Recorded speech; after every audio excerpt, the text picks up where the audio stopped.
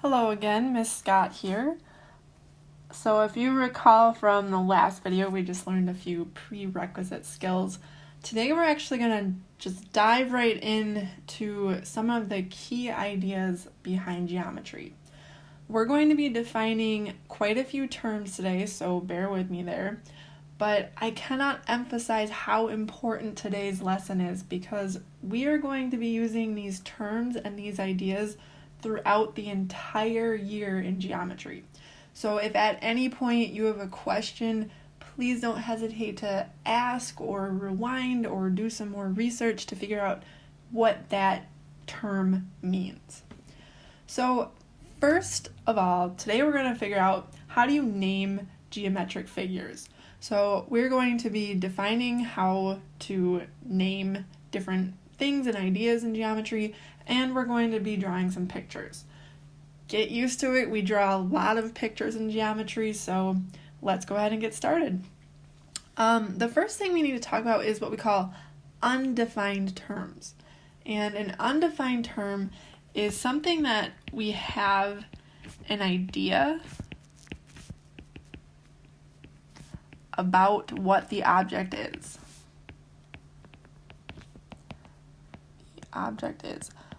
But we don't exactly know where it is or exactly what it is. We just have an idea, but it's not concrete. So the first thing is a point. So a point is simply a dot. And you can name all of these terms. You name a point with a capital letter. Yes, it has to be capital. Make it capital. So we read this as point A. And when we're talking about it or writing about it, we can simply just use the capital letter.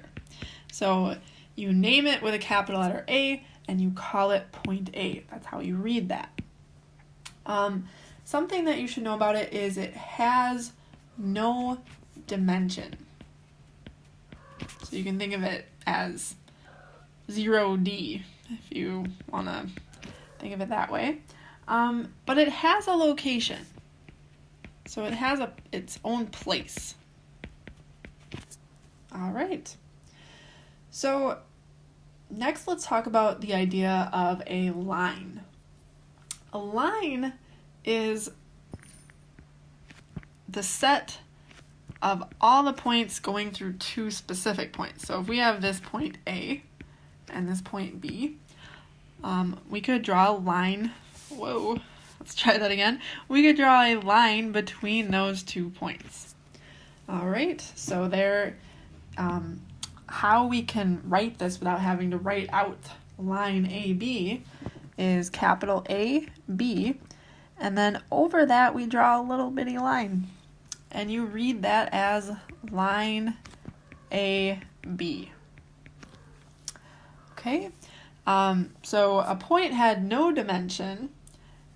A line has 1 dimension. So it is a one-dimensional object. And it goes on forever. So it extends without end, which is fun to say. All right, let's look at a plane. So a plane is 2-dimensional. So if we think about a plane, it is 2-dimensional. And here is how you can draw it. You draw a parallelogram, and a plane has to have at least 3 points in it. So it's defined by 3 points. I'm going to be really creative and call these points A, B, and C. And those 3 points cannot be in a line. They have to make some sort of triangle. So there's 2 ways that we can name a plane, either by using 3 points in it. So we could call this plane A, B, C. Or sometimes a plane will have a capital letter in it in the corner somewhere. So I'm going to put a Z in the corner. And another name for this would just simply be that plane Z. Z is not a point. It doesn't have a point next to it. It's just a name for that plane. All right, so we've got no dimension, 1 dimension, and 2 dimension. Those are the three basic geometric figures that we will talk about. But then we can get more specific about those three.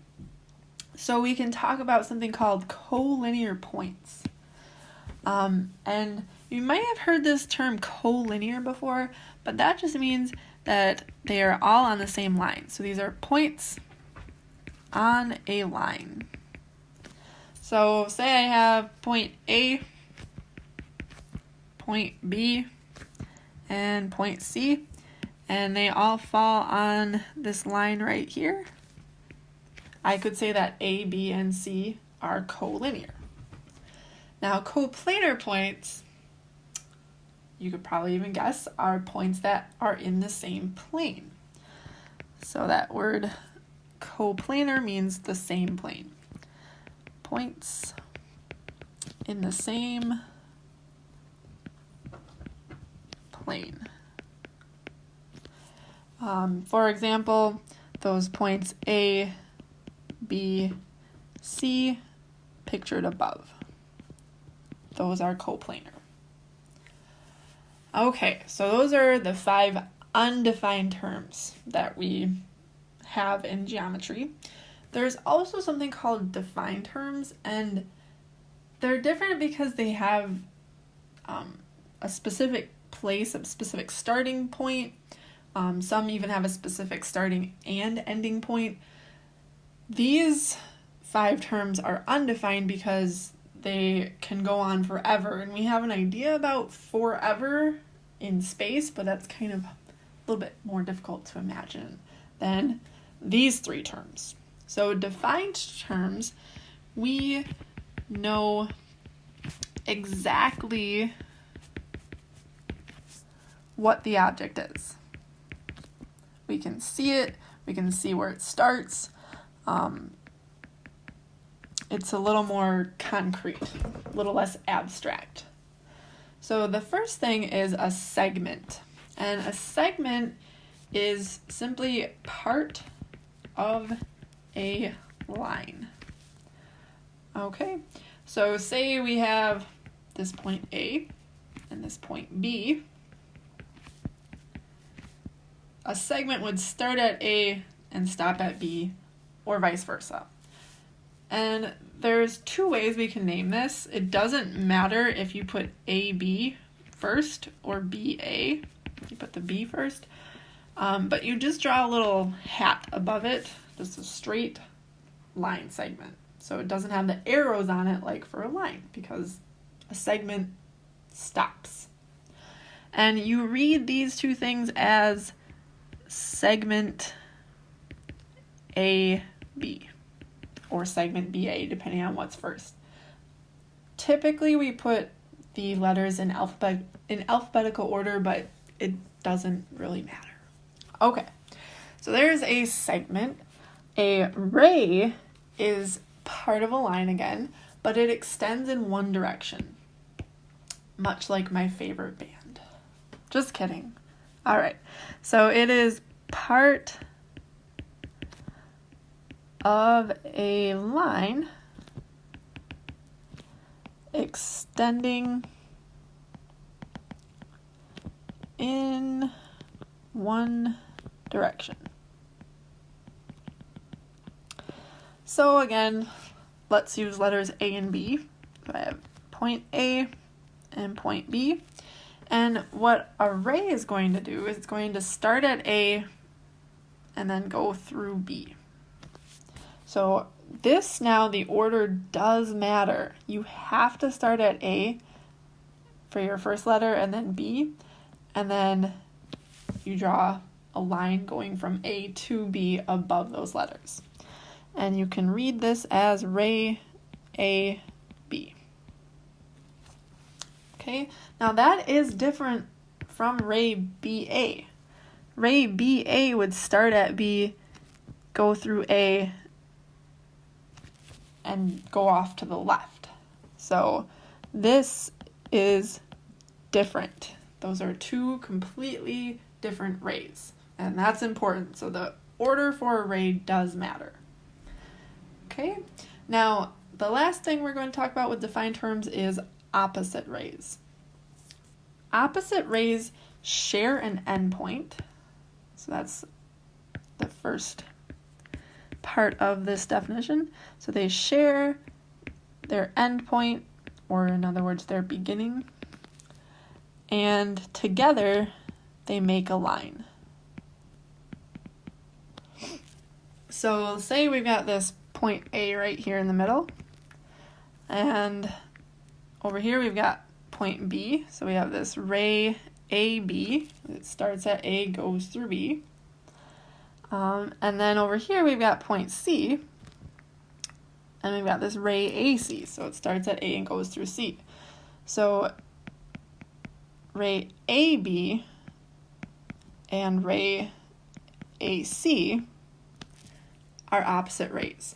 And opposite rays will always share the same first letter because they share that endpoint. All right, so now we're going to take these terms and do a few sketches just by a written description. All right, so we're going to draw a point C on plane S. So to do that, I'm going to start with the plane. Remember, we can draw a plane with a parallelogram. And in the corner somewhere, one of the four corners, I'm going to put a capital S. So that's the name of the plane. And somewhere in that plane, put a point, put a capital C next to it. So you have drawn point C on plane S. Okay, now we're going to draw some opposite rays, ray GE and ray GA. So notice that they both start with the letter G. So G is going to be in the middle. And on the left, I'll put point E. So put a point on the left, call it E. Put a point on the right, call it A. So now we've got ray GE and ray GA are opposite rays. And remember, together they form a line. Look at that, you've got a line on your paper. All right, lastly, let's draw a line JK. So we need points J and K, and all we need to do is draw a line through them. There's line JK.